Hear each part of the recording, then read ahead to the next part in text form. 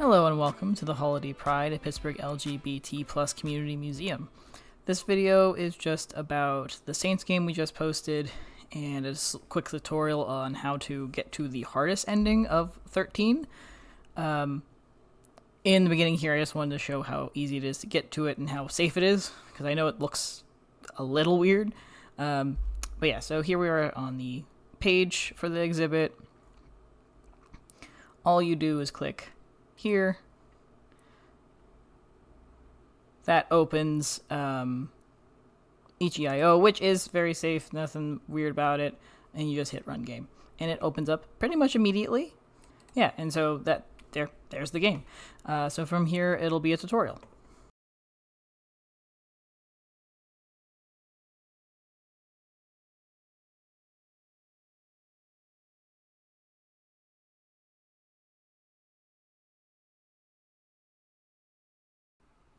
In the beginning, you slowly awaken, nothing more than pure thought, awaiting your turn.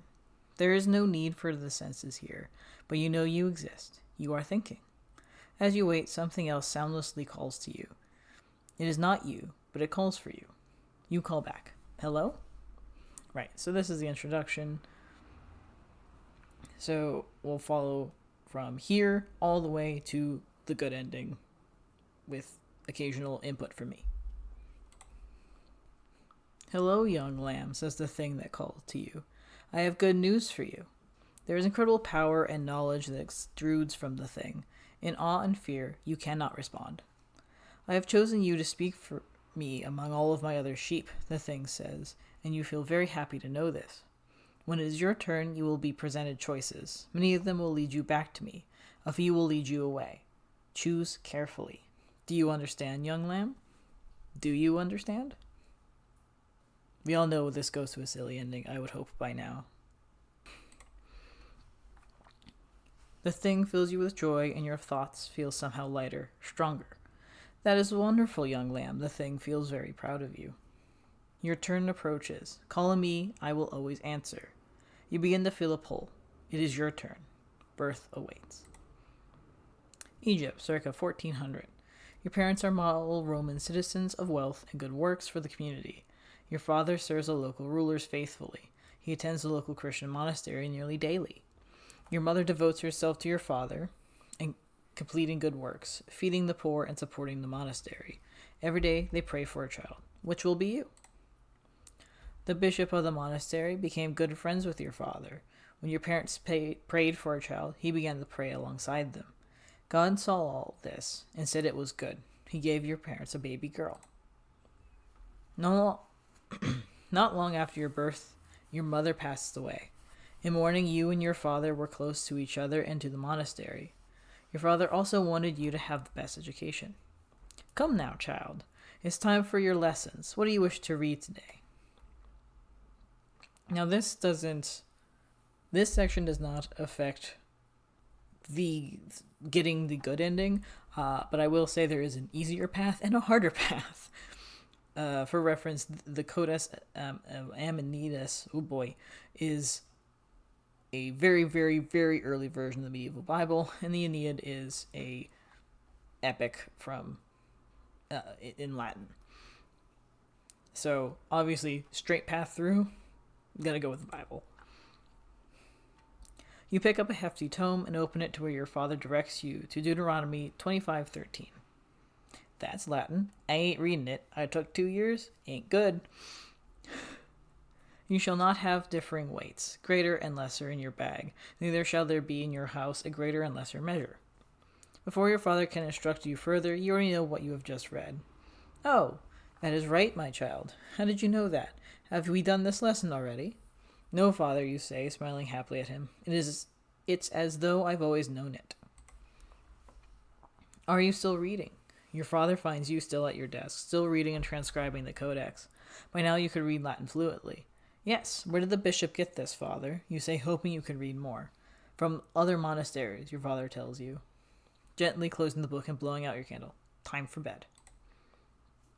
Neither the bishop nor your father will tell you where to learn more. One day you are exploring the city. You hear that there is a camp of Christians staying outside the city. Do you wish to go? Again, this is I've always considered this part, before you become a monk, as part one of the game. So none of this particularly weighs much in getting the good end. I'll definitely tell you when that comes up, but this part has no weight in it, but there is a fast route and a slow route to getting there, getting to at least part 2 of the game, which is being a monk. So we're gonna speed run this. Sneaking out when your father left for the day, you hurriedly slip through the city and to reach the camp. When you arrive, you find a small city of colorful tents. A number of the men are tending their flock of sheep. Tall, crooked staves are in their hands. The women are preparing for meals and making all types of tools. As you approach, one of the women notices you and gives you a wide smile. "Hello, are you looking for something?" the woman says, standing from sharpening a blade to meet you at the edge of the camp. Again, speedrunning. "Oh, we can do that. Allow me to introduce you to my father." She waits for you to follow her. You happily follow the woman further into the camp. The woman's father is a short, older man with a long white beard and kind eyes. You introduce yourself, and the man gives you a kind smile. "It's nice to meet you. Feel free to explore our camp. Ask anyone anything. We will do our best to answer." You thank the man and face the rest of the camp, considering your options. Again, doesn't bear any weight. Also, there is, I think either of these paths is about the same. So,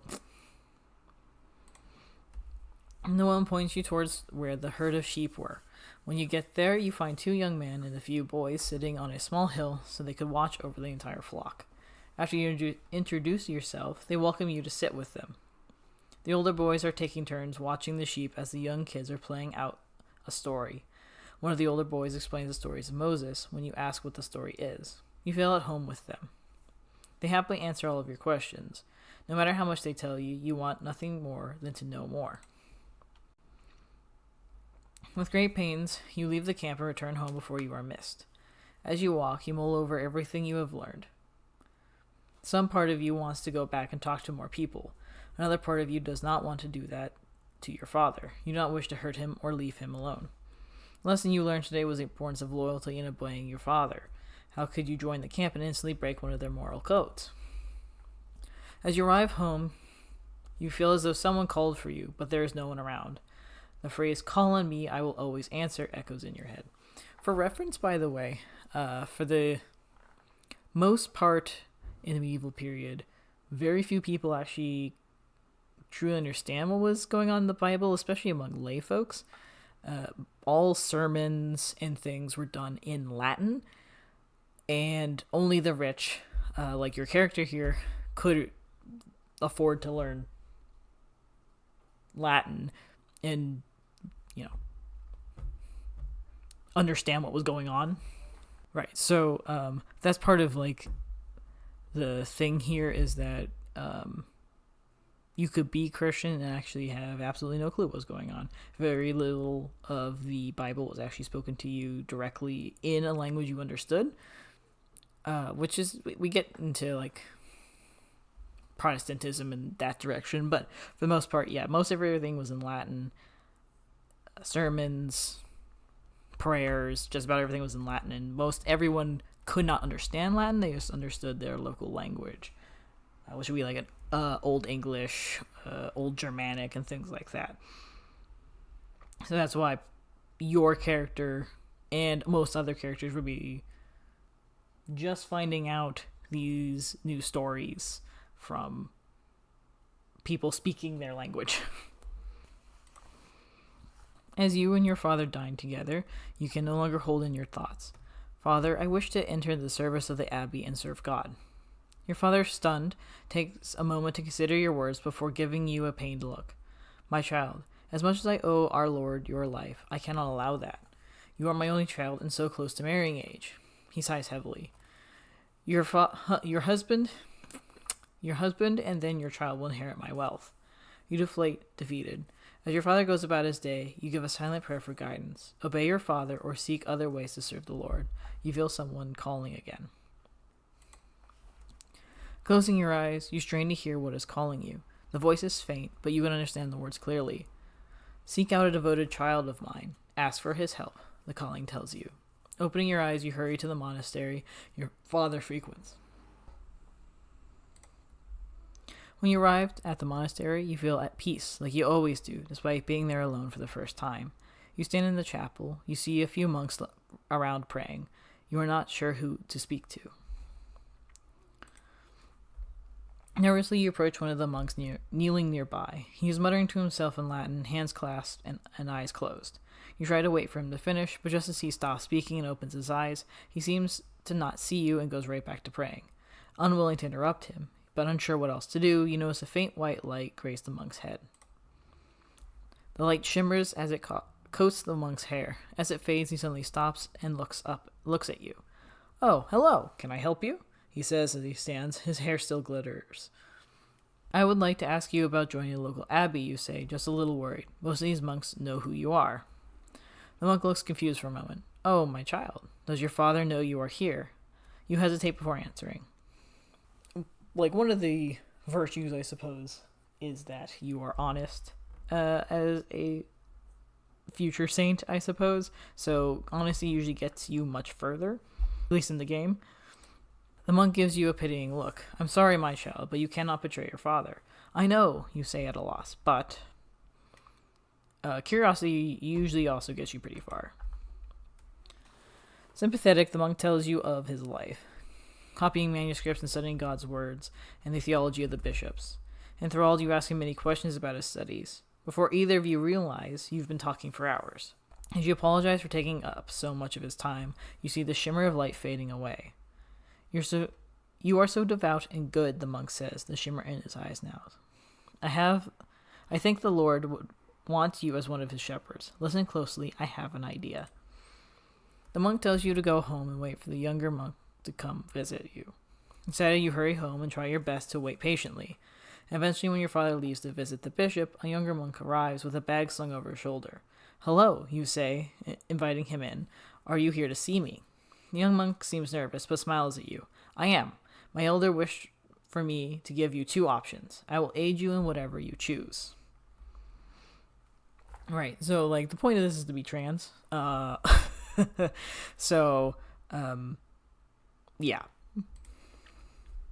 Despite your surprise, you find you do not regret making this choice. As you watch your long hair fall away from your head as the young monk cuts it, and as you put on the monk's clothes he brought you, you feel at peace like this.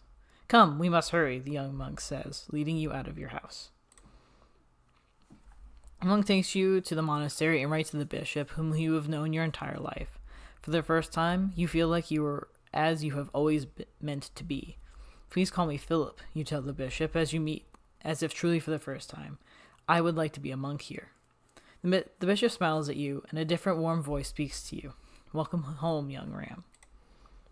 Alright, now this is the section in which your choice in getting close to the good end.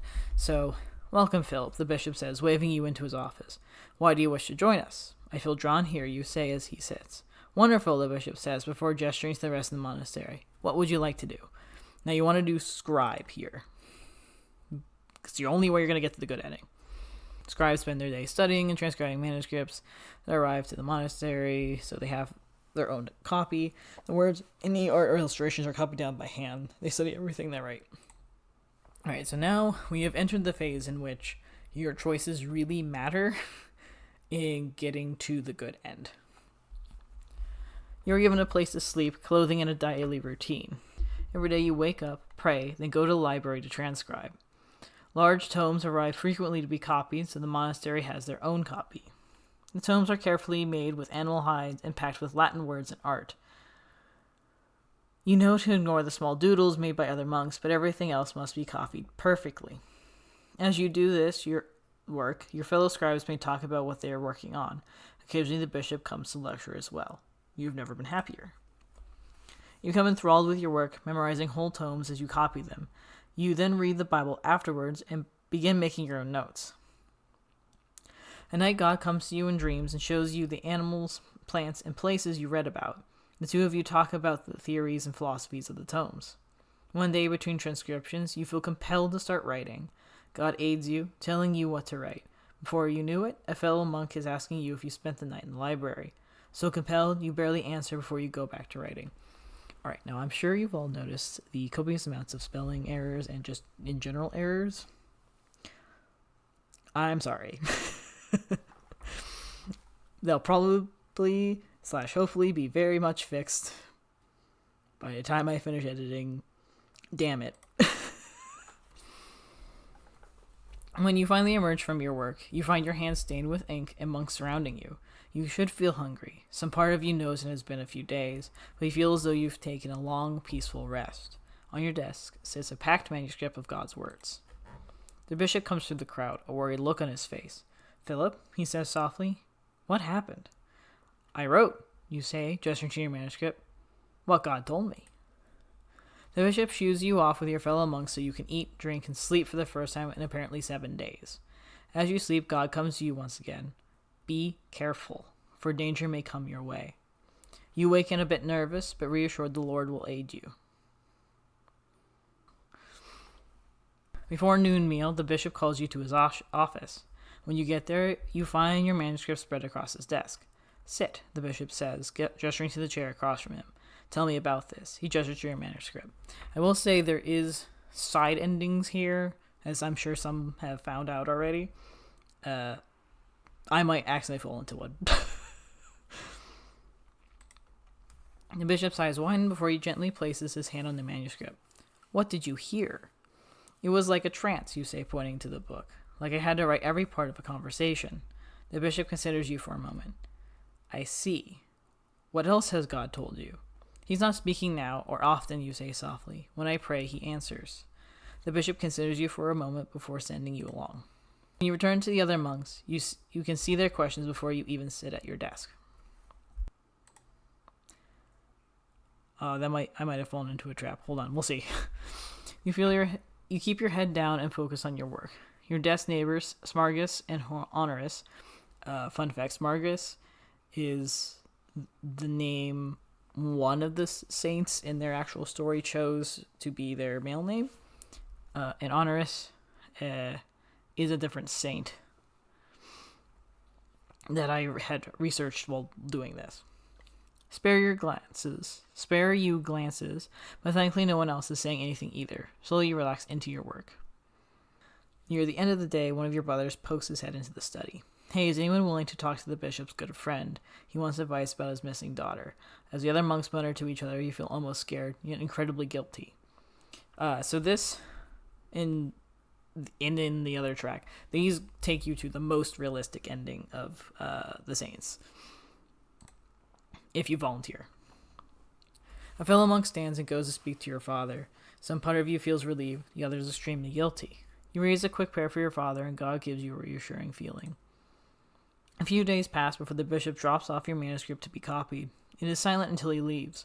Everyone hurries over to look. Your desk mates pull you over as well. "He put his name on it," the monk that is to copy it says, looking disgruntled. The groups look at you with varying degrees of pity. Another thing is like not wanting a horrible amount of fame or anything to do with a lot of stuff. Humbleness or something. You simply smile. "Well, now more monasteries will read it." I definitely just fell into a trap, I think. You knock on the bishop's door and hold your breath. It seems almost trivial to be making a fuss about the manuscript, but you also wanted to be able to write more. "Come in," the bishop calls, and you slip into his office. Nervous, you sit across from him. "What can I do for you?" The bishop is smiling encouragingly at you, and you take a deep breath. "I saw that your name was on my manuscript," you say awkwardly. "I would like some recognition for my work." The bishop looks surprised for a moment. "It is harder for you to be considered," he says. "I know, I would just..." You unsure of yourself for a moment, grasping for words. "Could my name be under yours?" Or you gesture vaguely into the air. "Something like that." "Oh, of course," the bishop says, nodding to you. "Have the monk transcribing it do so." You hop out of your seat in excitement. "Yes, thank you." With a hurried bow, you rush from his office. Your fellow monk grins at you when you tell him. You watch as he adds your name beneath the bishop's. The manuscript is copied and sent along to the next monastery. Time passes and you almost forget about it. You do not enter another trance. You do not hear God's voice speaking to you. Then the bishop brings a visiting bishop to the scribes. They stop beside your desk. You wrote that manuscript, the visiting bishop says. Yes, you say, a bit uncertain. The bishop nods and waits for you to follow them. I have some questions. You rush to follow them, looks of excitement and encouragement from your fellow monks. The visiting bishop talks to you nearly every day. He remains in the monastery. Once he leaves, you think that is the end of it. Yet a month or so later, the archbishop of your province comes to speak specifically to you. Where did you get such grand knowledge? The archbishop asks you after a long talk about your work. I can tell. This is just speed running. I can tell, the archbishop says, smiling at you. I have worked with those God has touched before. He wrote with his hand. Before you can respond, he places a warm hand on your head and gives a short prayer. As he lifts his hand, he waves you away. This is the moment. All right. Okay. So how the trial section works is that you will need 60 people to swear oaths to you specifically, saying that you would never do something horrible, as will be described. And as such, you need to have the trust and earn that trust of 60 people who are of similar class to you. And that's kind of how certain trials of famous people worked back then. You end up here with this random 60 appearing without really knowing that if you haven't played before. And the random 60 isn't so very random. It is, in fact, very much on purpose. So you got to keep an eye out for this 60 every time you make a certain choice, because it will tell you you're going the right direction. You cannot get this particular ending if you have anything less than exactly 60. What happens? Smargus asks as soon as you sit back at your desk. We just talked about the manuscript, you say, smiling a bit nervously. Whoa, Smargus says, stars in his eyes. Did he ask about your name being on it? Honorus says, raising an eyebrow at you. And again, there's like a couple of things, virtues, that hold you to that 60, like honesty. Honorus look at you expectantly when you did not keep speaking. You puff an amused sigh. It's not that exciting, you tell them. Smargus groans and laughs while Honorus rolls his eyes, hiding a smile as he returns to work. You do the same, believing that to be the end of it. Not long after the archbishop left, the monastery suddenly has many visiting monks from other monasteries. Every group, you had to talk to them about your manuscript. These talks become discussions. Every time you speak, you feel God's presence comfortably beside you. Many of the visitors ask you if you would return to their monasteries with them, even if only to preach for a short time. Right, so, again, virtues. Gotta have modesty. You shuffle back into the library after another talk, hoping that the others do not notice your return. However, their eyes are on the door. You get a few kind smiles, and you return before getting to your desk. Still hate it, Honorus says. Smargus leans close to hear what you say. Right, kind smiles. Right. You're aiming for, like, honesty, modesty, so on and so forth. Honorus nods once, returns to work. You follow suit, giving Smargus a sheepish smile when he groans at you both. As the scratch of pens fills the room again, you're trying to decide if you do hate these talks. From the tours of monks to townspeople, you are preaching more and more frequently. The townspeople keep coming to talk to you and learn about God. As you talk to some people, they return with friends and family who are not yet Christians. The amount of people who come to Mass increase every time. Eventually, the bishop calls on you. Yeah, we're still at 60. I would like for you to lead Mass soon, the bishop tells you when you get to his office. We will ensure you know what to do. Right, so there's a couple of different things that happens at Catholic, specifically churches. One is there's normal preaching, in which you're like telling them the word of God in a language they don't understand. Very confusing. The secondary part is also the Eucharist, or sharing the blood and the body, or the bread and wine time. And so, like, that took special training, and only certain monks in the monastery could do it. Usually everyone learned to do it, but only certain ones really tended to do it, especially if they were on a certain path. You were a little surprised by this offer. Only a few monks tend to do Mass, while most know how to perform it, only if you actually were appointed to do so. I don't believe this affects the number. Of course, you say, sitting up. I would be honored. The bishop smiles at you and tells you to be in the chapel early next morning. You report to the chapel early the next morning, joining the other monks being taught how to do Mass. They are excited to see you and happy to hear that you will be joining them. I guess they will put you at the end of the order, one of the monks says, pointing between himself and his cohort, presumably in the order they were to perform Mass. Everyone nods in agreement as the bishop walks into the room. All right, the bishop says, eyes darting over each of you. There has been a switch in the order. Philip will go next. You shrink in on yourself slightly as the monks glance at you and shift unhappily. And then here's the other part. So honesty, modesty, but also willing to stand up for others, doing the right thing, etc., etc. Good bishop, you say, taking a hesitant step forward. I don't know nearly enough, and my brothers have worked much longer than me. I can go last. You get a few gentle, thankful nudges as the bishop thinks to himself for a moment. Well, who is willing to trade spots? One of your brothers instantly raises his hand. The bishop smiles and nods. Good. Philip will go third then. You and the other monks bow as the bishop moves on. Your brothers smile at you and you feel relieved. Still 60. Leading Mass comes naturally to you. Preaching the Latin of the Bible rolls off your tongue as you read the scripture. Preaching in the local language is just as easy. You're proud of your brothers as they complete their turns at the pulpit. The congregation seems to appreciate your preaching when your turn comes. It felt natural to guide the people of the church. You found that you really enjoyed it. After a few times leading Mass, the bishop clears you as one of the monks who could lead Mass often.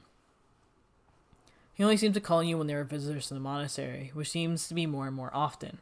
You do not notice until another monk, Paul, disappointed, tells you that you are taking his turn at his Mass yet again. It is because the bishop is visiting. It always happens. He looks a little upset before speaking in. I'm not bad, am I? Again, honesty, kindness, that kind of thing. Then why does he always move me, Paul says, still looking upset. It's not just me. He moves all of us so you can preach. For a moment, you do not have an answer. Paul's frown deepens as, oh boy, there's another one, as you consider your words. Yeah, you gotta be proactive and doing stuff and things, So, in general, just be a genuinely good person, I guess. In my testing, only one person really got to the good end, and that was because she's a very genuinely good person.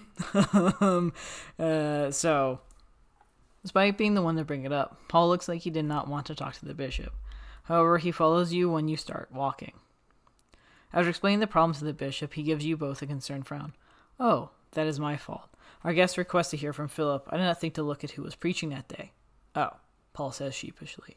As the bishop dismisses you, Paul gives you a grateful and apologetic look. You were just relieved that it was nothing serious. Yeah, still at 60. As you perform Mass and preach, people from the town begin to seek you for advice. Many of your visitors are women who claim that you make them feel safe and heard. One woman comes to you frequently. She often asks to speak privately. You abide her wish, taking her. Now, this is also an important thing. I guess this might take some foresight, but you want this one. She frequently comes to you with minor issues before asking about the monastery or the things that you enjoy. Thinking her as a kindred spirit, you answer her questions thinking little of it. Haha, foreshadowing. Otherwise, many of your visitors ask about their struggles with sin. The ones who bring their non-Christian loved ones ask you to help convert them. Typically, after speaking with you for any length of time, they usually convert and are baptized shortly afterwards.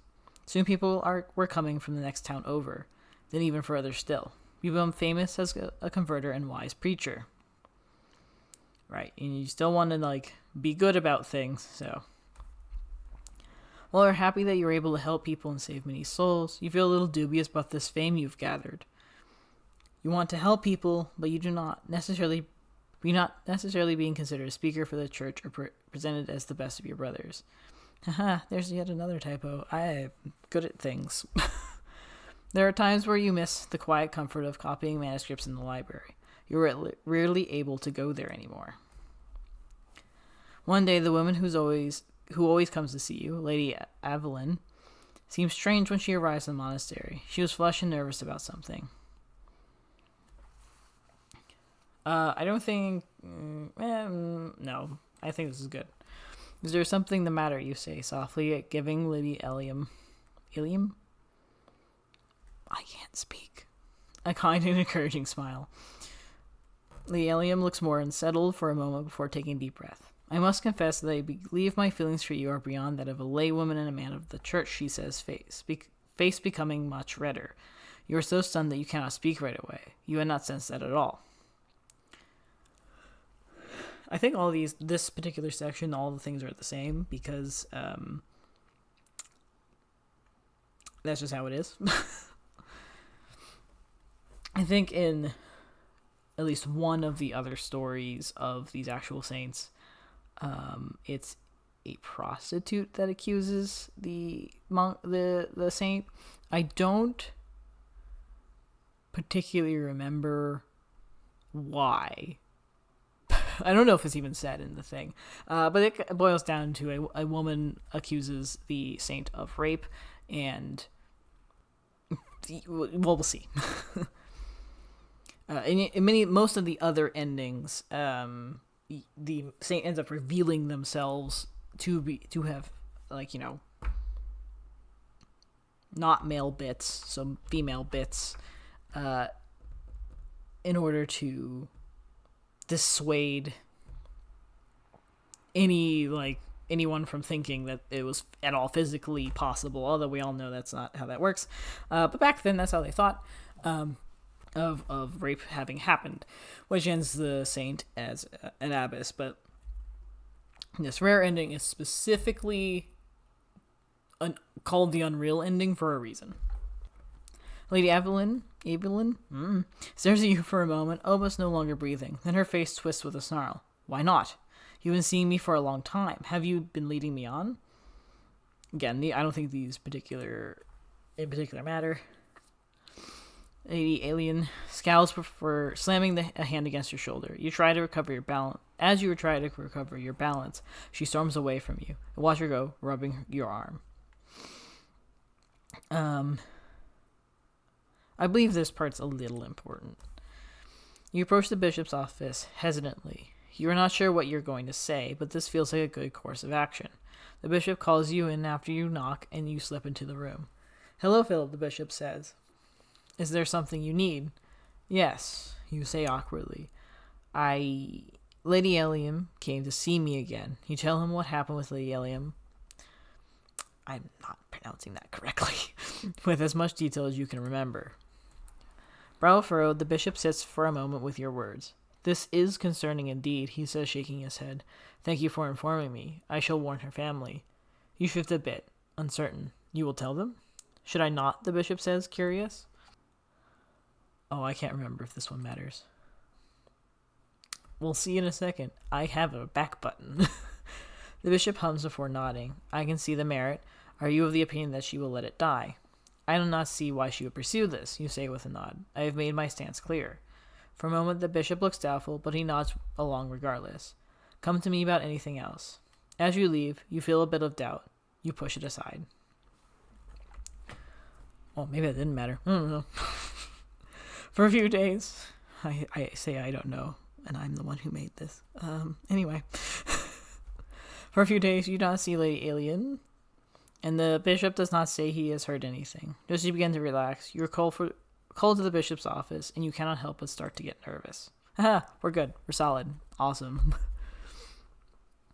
When you enter the bishop's office, he is not alone. Lady Ilium, her father, and the local magistrate are all watching you. Philip, sit, the bishop says, looking grim. Lady Ilium looks smug as you sit stiffly beside the magistrate. So this section in particular is just to explain how these trials work, which is why it kind of sounds like it goes in a circle after a while. It's just, you really got to get all the information in. Ilium has accused you of raping her, the magistrate says blandly. We are here to set the date of your trial. What? You struggle to speak, then look at the bishop, desperate. He just stares at you as well. I did no such thing. You must gather those who would swear to that, the magistrate says, leaning back in his seat. You look at the bishop again. He seems unwilling to speak until you feel God settling beside you. A faint light sits in the bishop's eyes for a moment. Could we not contest? The bishop says. Bishop is but a monk, and Lady Elliam is a nobleman's daughter. The magistrate snorts. You may try, but of the well-known names I know, both of these two are at the top, especially together, as Lady Elliam has made herself a notable and consistent face in at the monastery. Philip is a favorite at the pulpit and well sought out. The magistrate shakes his head. There is not enough to contest based on notoriety. The second word gets out, the hall we hold the trial in will be full. So what he's talking about here is what I mentioned before. So in medieval trials, specifically ones that came to contesting or like oath-based ones, those in the trial had to be of either similar station or high enough station to be known about. Because if you were to go to trial and literally no one knew who you were, there'd be no point, right? Like, no one would care, essentially. And if nobody cares, why have a trial? But there's a secondary part of this of only people of a monk's status in this case can swear to, well, the monk status or higher can swear to the character of the monk. So that also matters. So you can get as many like homeless peasants as you want to swear that you wouldn't do things. It doesn't mean anything because there's no like notoriety or power behind their name. So that's what this is talking about. What needs to be done then? You say nervous when the bishop only grunts. Like, okay, this is a part that goes in a circle, because you just need to know all these things. I mostly have explained it, I think, at this point, so I'll just buzz on through this. Well, the magistrate says lazily, normally proceedings are as follows. Accusations are made. Time is made to contest based on notoriety, which we have discussed. Time to consent based on definitive proof is made while you gather those who will swear to your character. Then you will count those willing to make oaths. The definitive proof part. So, like, if a lord accuses another lord of stealing something, and a bishop, say, or a lady or a different lord straight up witnessed that dude stealing something from the other guy, then there's definitive proof and there's no point in going to trial because somebody straight up saw the guy do the thing. And if you go through this circle, there is a chance for the saint to out themselves immediately. So much like a witness would discount any accusation, just proving that you couldn't have physically, in their minds, committed the crime also counts as definitive proof, making a trial null. I'm going to click this one just because, right, this number 60 was actually based off of a former... So this number was actually based off of a trial of the very similar manner, which I think in at least some of the panels the magistrate straight up says. But yeah, so the 60 number is based off of a monk who would rape someone and didn't get enough votes, or oaths. But yeah, so that's where the 60 number actually comes from.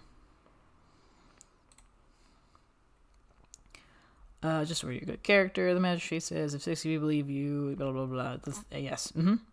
Yeah, this last part's God has deemed you innocent by virtue of your good work and the love of his people. It is kind of how they actually decided things. If you were truly a good person, why would 60 people back you? We can see in today how that might be false and a straight up lie and not actually work.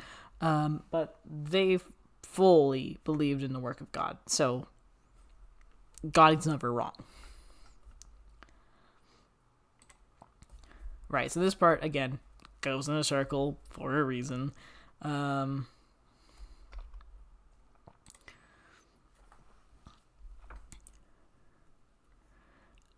just gonna explain this. I'm gonna read it.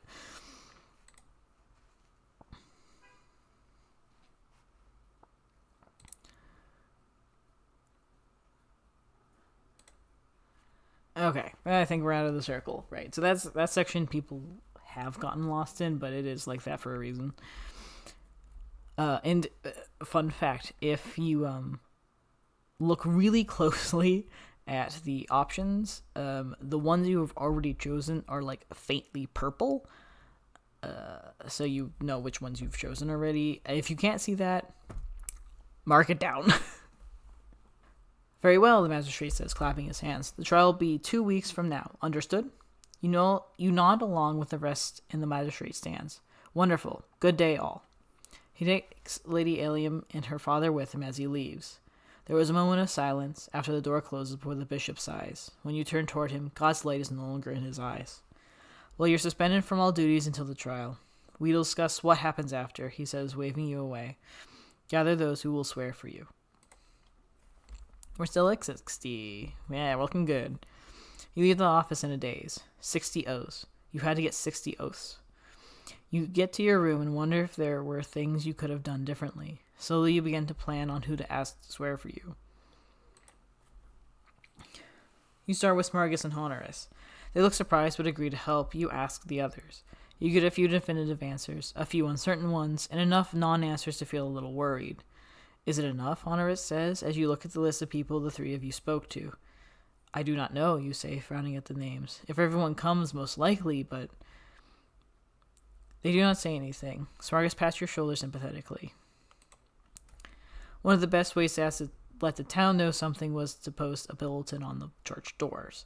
You were not sure you wished to do that, but the magistrate was not lying when he implied the trial would be the talk of the town. Although you were not allowed to meet with anyone or preach, any townspeople you ran into asked about it. Every time you asked if they would swear for you. You got a few definitive answers. Most claimed that the two of you were not close enough socially for that oath to count. You end up putting up a bulletin anyway in hopes some people might come. The night before the trial, you sit in your room and pray. God comes to you as he always does. No matter the result, young Ram, I am with you. You pray for advice, a sense of what is to come, but God says no more. You feel reassured, physically warned by God's presence beside you, yet you feel uncertain. You know that some of God's chosen are tested. You wonder if this is your test. The trial room is packed. People are still streaming in. By the time the trial begins, there are people trying to peer in from the door. You sit beside the magistrate, guards on either side of you. In the front row was Lady Alium and her father. The magistrate stood, voice booming. This is the trial of Brother Philip, accused of breaking his monastic oath and raping Lady Alium. He sits and waved at the crowd. Those seeking to swear to Philip's character step forward now. The first person steps forth. I swear an oath, Honoris says, standing tall, that Philip would never do as accused. The magistrate nods and waves Honoris away as the scribe notes down his name. Smargus stands next. There is never a break in the people who stand and swear for you. The closer to 60 the number gets, the paler Lady Alium becomes. You are not sure what her plan is, but it was clearly failing. When the 60th person finishes swearing, there is still a line of people waiting. The magistrate raises his hand to stop them. Well, the magistrate says, pushing to his feet, God's people have spoken. A cheer went up in the crowd, and you sag in your seat, slightly in relief. Well done, God says softly, a warmth surrounding you. Congrats. We have made it to the unreal end. You return to your work and perform your sermons. You find that you're able to perform many miracles, from healing the sick to cursing the wicked. As you age, you fear less and less about being discovered, and you forget your femaleness. The day you die, you pass in your sleep. As you move on, God lingers, and you both watch as your body is discovered. God stops them from removing your robes. You are buried as you were found, honored with all the accolades of other male saints. Yeah. So, if you find the other ends, you'll rapidly find that that is not the case. And if you find the real ends, you'll, again, find that's not the case. I just wanted one good happy ending, and I decided to make it hard for fun. But, yeah, so that's how you get to the Unreal ending, which is, in fact, I think the hardest ending to get. Most people did not get it. Like I said, only one person did in the test runs, and so that's how you get there.